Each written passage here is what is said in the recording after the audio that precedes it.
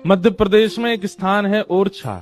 ओरछा में राम राजा सरकार का मंदिर है। आप लोगों के यहाँ से मध्य प्रदेश थोड़ी दूर है, ज्यादा दूर नहीं है। वहीं मध्य प्रदेश में उत्तर प्रदेश बॉर्डर के पास में, झांसी के पास में ओरछा राम राजा सरकार, वहाँ के राजा थे श्री मधुकर शाह। उनका ऐसा नियम था, कोई भी तिलकधारी अगर उनको दिख जाता था, कंठीधारी, धोती पहना हुआ, किसी भी रूप में कोई वैष्णव वेश में उनको दिखता था, अपने सैनिकों को उन्होंने आज्ञा दे रखी थी कि कोई भी वैष्णव वेश में दिखे उसको ससम्मान मेरे नगर में लाया जाए। उसको माला पहनाते, तिलक करते, आरती करते, दक्षिणा देते। अपरिचित, जानते ही नहीं है, फिर भी क्यों? क्योंकि तुमने कंठी पहनी है, तुमने तिलक लगाया है, तुमने धोती पहनी है, तुम ठाकुर जी के वेश में घूम रहे हो, इसलिए। ऐसे थे श्री मधुकर शाह जी। एक बार मनचले लोगों ने गधे को पकड़ के उसको तिलक लगा दिया और उसके गले में कंठी माला पहना दी और उसको ओरछा के मार्ग में छोड़ दिया। बोले ये मधुकर शाह राजा जो है, ये बहुत अपने आप को तिलकधारियों को प्रणाम करना,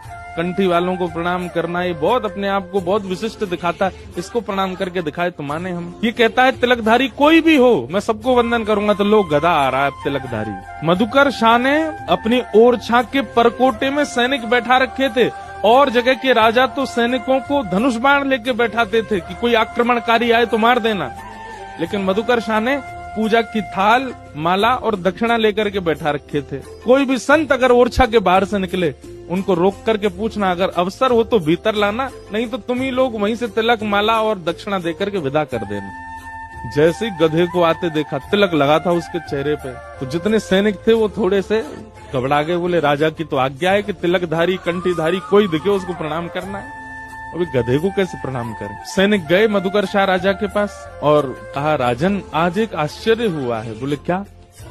और दिन तो मानव तिलक लगा करके आते हैं, कंठी पहन के आते हैं तो हम उनको प्रणाम करते हैं, पर आज एक ऐसा जीव तिलक लगा करके आया कि हम सोच रहे हैं प्रणाम करें कि नहीं। मधुकर शाह बोला कौन है? बोले आप खुद ही चल के देखो।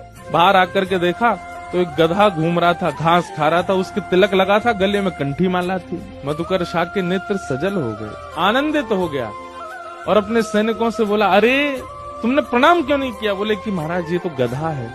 अरे गधा नहीं है तो? बोले आज तक हमने 2 पैर वाले वैष्णव देखे थे, आज 4 पैर वाला वैष्णव आया है, प्रणाम करो इसको। और मधुकर शाह ने अपने सैनिकों सहित प्रणाम किया उस गधे को। भैया ऐसे वैष्णवों को देख करके यदि मन आनंदित होता है, मन प्रफुल्लित होता है, मन में भाव उमड़ने लगते हैं, नेत्र सजल हो जाते हैं, तो ये समझना चाहिए कि हमसे ठाकुर जी राजी हैं।